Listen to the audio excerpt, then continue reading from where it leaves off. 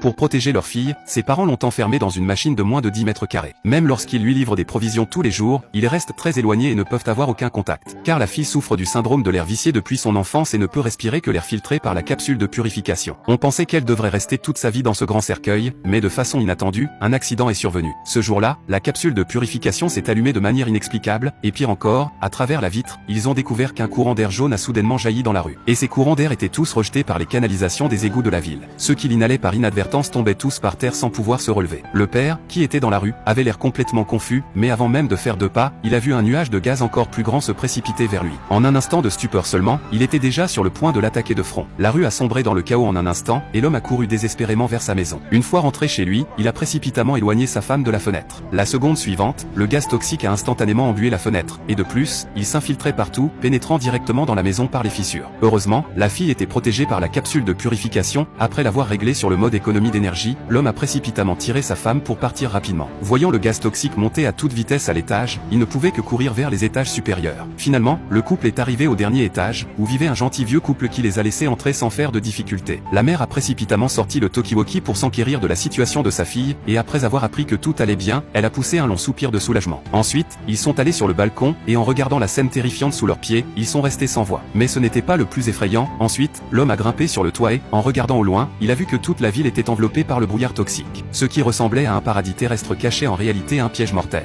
De plus, le brouillard toxique a provoqué une panne de courant dans toute la ville. Bien que la fille aille bien dans la capsule de purification, la charge de la batterie de secours ne pourrait absolument pas tenir jusqu'à ce soir. Alors, l'homme s'est préparé à retenir sa respiration pour descendre changer la batterie pour sa fille. Après être arrivé dans la cage d'escalier, il a tâté timidement une volute de fumée. Bien que le gaz soit incolore et inodore, il était effectivement toxique. Et un aller-retour pour changer la batterie prendrait plus de 10 minutes. Une personne ne pouvait absolument pas retenir sa respiration aussi longtemps. À ce moment-là, l'homme s'est soudainement souvenu qu'un vieux monsieur vivant en bas gardait toujours des bouteilles d'oxygène chez lui. Pour la sécurité de sa fille, il a décidé de prendre le risque de descendre en grimpant le long des canalisations d'eau. Juste au moment d'entrer dans le brouillard toxique, l'homme a pris une grande inspiration. Ensuite, en retenant son souffle, il est arrivé peu de temps après à l'étage visé. Après avoir brisé la fenêtre, il a réussi à entrer dans la maison du vieux monsieur, et alors qu'il s'apprêtait à chercher, il a vu une personne allongée sur le sol. L'homme s'est avancé à grands pas et a découvert que c'était justement le vieux voisin, mais il ne respirait déjà plus. L'homme n'avait pas le temps d'être triste, car lui-même n'en pouvait presque plus. Et pire encore, la bouteille d'oxygène que le vieux monsieur portait habituellement sur lui n'était pas dans les environs à ce moment-là. Pris de panique, l'homme a précipitamment sorti une lampe de poche pour chercher partout. Cependant, après des allers-retours, ayant fouillé toute la maison de fond en comble, il ne l'a pas trouvée. Juste au moment où l'homme était sur le point de suffoquer, il a finalement trouvé la bouteille d'oxygène dans un coin. Immédiatement après, n'osant pas tarder, il a précipitamment mis le masque à oxygène, puis a rapidement ouvert la valve, et a finalement pu inhaler de l'oxygène à la dernière minute.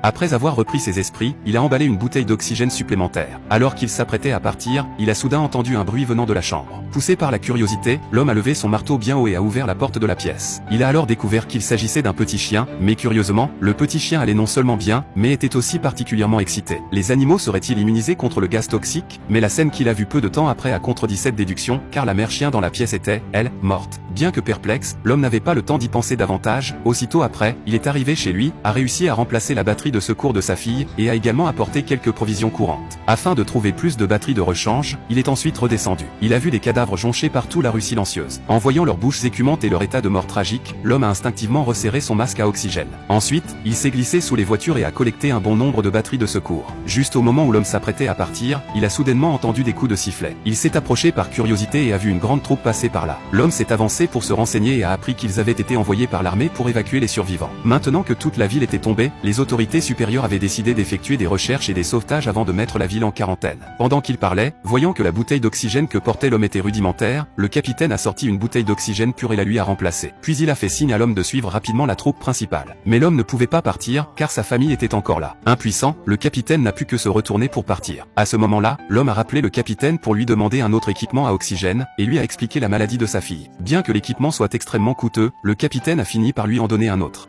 Bon courage. Merci. De retour, l'homme a découvert avec horreur que le niveau du gaz toxique continuait de monter progressivement. En continuant à rester ici, il finirait tôt ou tard par mourir empoisonné. Il devait emmener leur fille et fuir cet endroit. Or, la fille ne pouvait sortir qu'en enfilant une combinaison spatiale. Mais la combinaison spatiale se trouvait loin dans un laboratoire du centre-ville. Pourtant, à ce moment-là, le couple, impatient de sauver sa fille, a décidé de risquer le tout pour le tout et d'aller chercher la combinaison spatiale. Apprenant que ses parents se rendaient au centre-ville, la fille leur a demandé d'aller vérifier comment allait son ami. Son ami souffrait de la même maladie respiratoire qu'elle, et en plus, ses parents étaient absents s'absent de la maison toute l'année. Ils ont catégoriquement refusé cette demande de leur fille, car dans la situation actuelle, chacun craignait pour sa propre vie et ils n'avaient aucune obligation d'aider l'enfant de quelqu'un d'autre.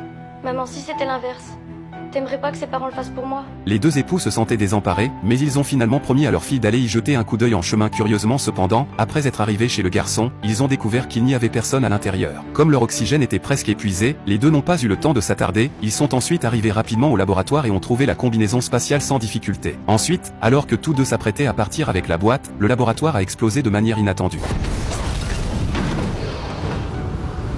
Heureusement, ils ont repris connaissance peu de temps après. Mais l'homme a soudainement eu l'impression de manquer d'air et a alors découvert que son tube d'oxygène s'était rompu.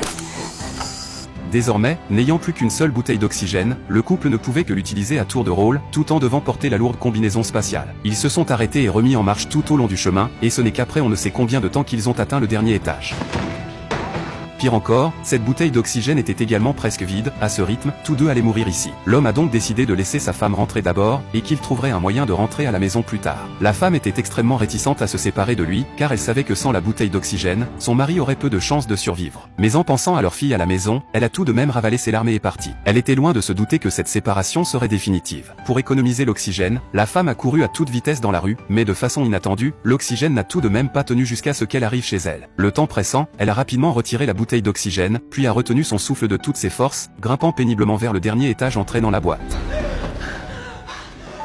Heureusement, elle a finalement réussi à rentrer. Mais elle ne s'attendait pas à ce que la scène qu'elle verrait ensuite la suffoquerait encore plus que dans le gaz toxique. Elle a vu que la combinaison spatiale avait été brûlée par l'explosion précédente, laissant un grand trou. Tous ses efforts n'avaient été qu'un coup d'épée dans l'eau. La femme était totalement désespérée.